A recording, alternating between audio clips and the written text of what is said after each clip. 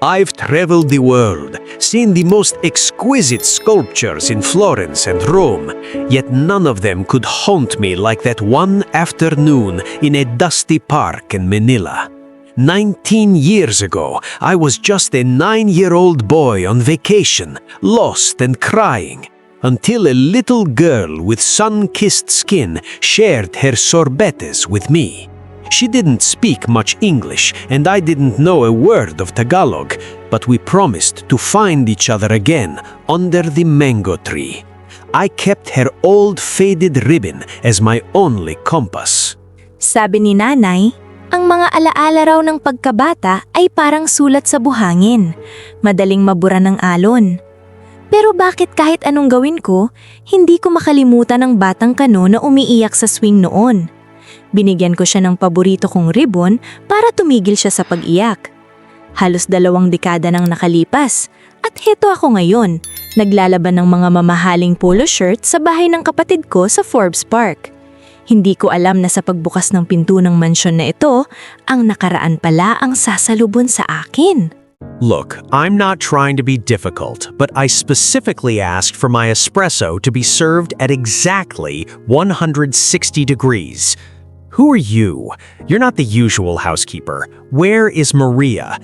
And why are you staring at me like you've seen a ghost? Sir, pasensya nga po. Ako po si Ana, kapatid ni Ate Maria. May sakit po kasi siya, kaya ako muna ang pumalit. Yung kape niyo po, pasensya na. Akala ko po kasi mainit na. Teka sir, yung nunal niyo sa ilalim ng mata? My mole? It's none of your business. Just get me a new cup, Anna. And please, try not to be so clumsy. I have a $1 billion merger to fix, and I don't have time for local distractions. Capiche? Grabe naman ang lalaking to. Gwapo sana pero ang sungit. Pero bakit ganun?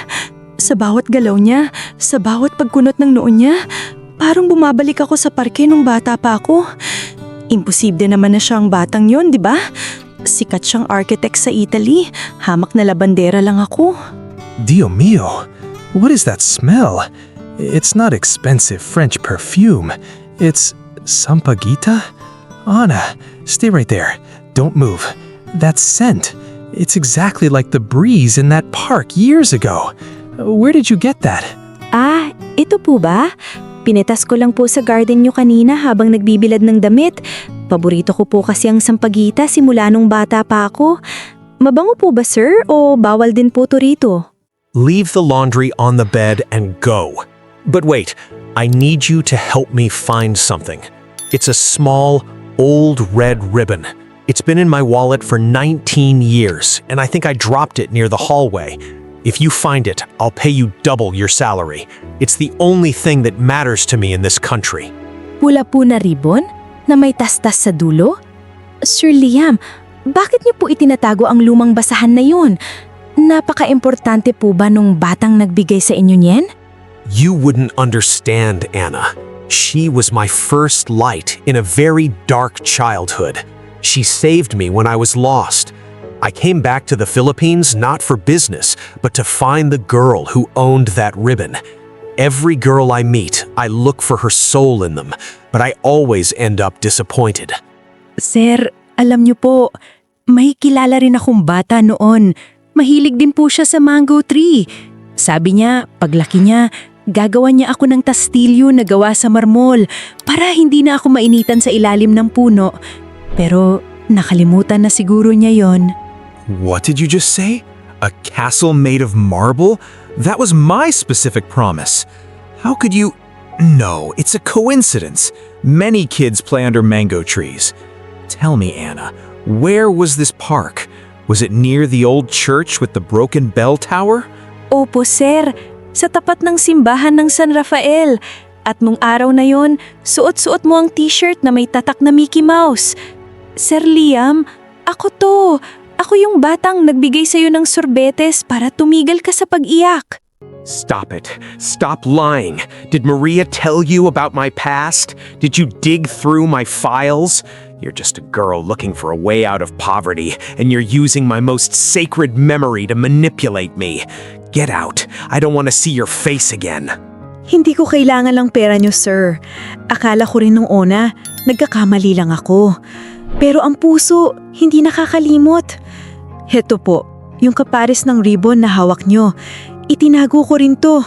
Hindi para sa pera, kundi dahil naniwala ako sa pangako ng isang batang kano na babalikan ako. Impossible. The patterns match. The fabric is the same. Anna, is it really you? After all these years, you were just right here, washing my clothes? I've been such a fool. Scusami, please forgive me. Ngayong alam nyo na, ano na po ang mangyayari? Sir, architect kayo. Ako, katulong lang sa bahay nyo. Hindi tayo pwedeng magkatulong yan na parang sa mga fairy tale. Ang marmol na kastilyo mo ay para sa mga prinsesa, hindi para sa gaya ko. Ascolta, I don't care about titles or social status. I built skyscrapers because I was searching for the heights where I could find you. Do you think I care about what society says? I am Liam Moretti, and I finally found you. Pero ang pamilya nyo sa Italy? Ang negosyo nyo? Sir, baka sa huli, iwan nyo rin ako kapag nagsawa na kayo sa amoy ng sampagwita at labada. Natatakot ako na baka mas masakit ang iyak ko ngayon kaysa nung bata pa tayo. I'm taking you to Italy, not as a maid, but as my guest. I want you to see the marble I used for my buildings. It's the same color as the clouds we watched under the mango tree. I'm not letting you go again, Anna. Not in this lifetime. Italy? Sir Liam, baka maligaw ako dun. Baka wala silang kanin dun. Pero sige, sasama ako. Dahil gusto kong makita kung paano mo tinupad ang pangako mo. Gusto kong makitang kastilyo na sinasabi mo. First of all, stop calling me sir. Call me Liam. And second, I'll make sure you have all the rice you want. Just promise me one thing. Never take off that ribbon again. You are my home, Anna. Always have been. Anna, my mother just called from Milan. She's coming here with my father and my ex-fiancée, Sofia. They don't know about us yet. I need you to stay in the guest house for a few days. Per favore, it's just until I can explain everything to them properly.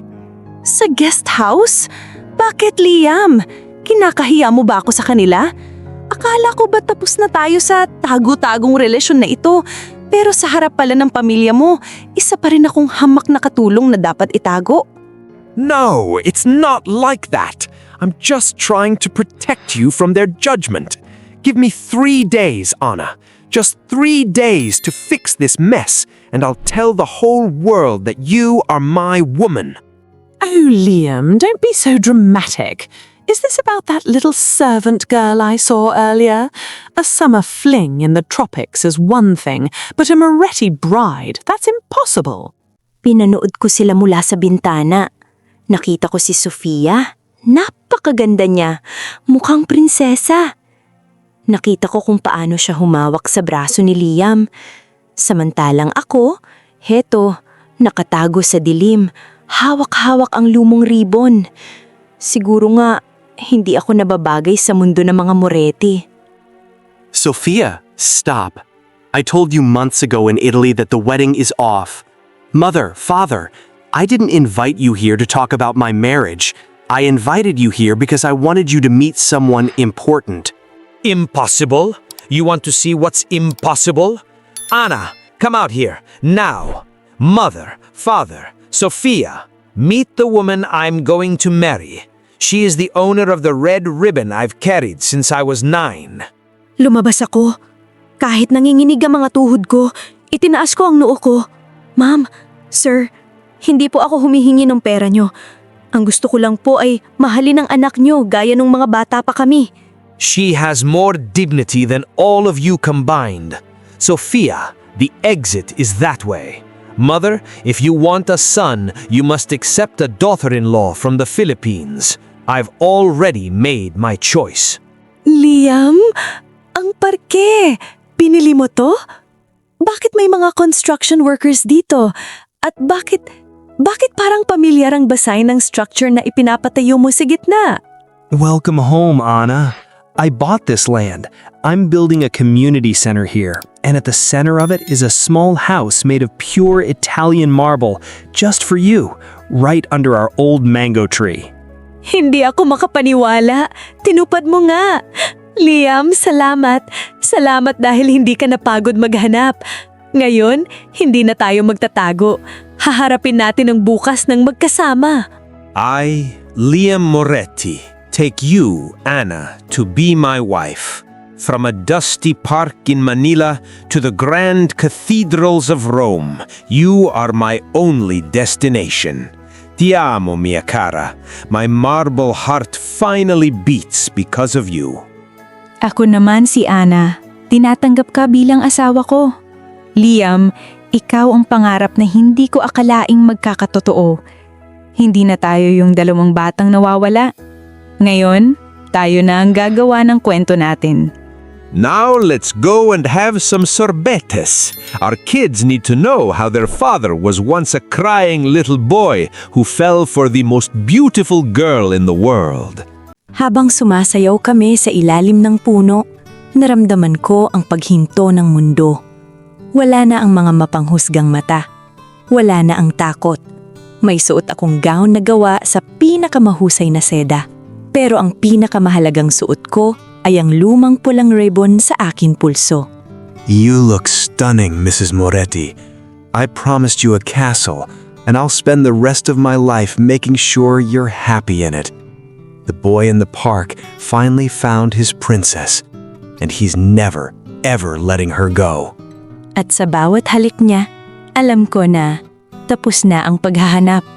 Dahil sa dulo ng mahabang kalsada, ang pag-ibig pa rin ang pinakamatibay na pundasyon ng kahit anong kastilyo. Life is a series of patterns and structures, but the most beautiful design I ever made was the path that led me back to her. My name is Liam, and this is the story of how a small red ribbon bound two souls across oceans and time. Finn.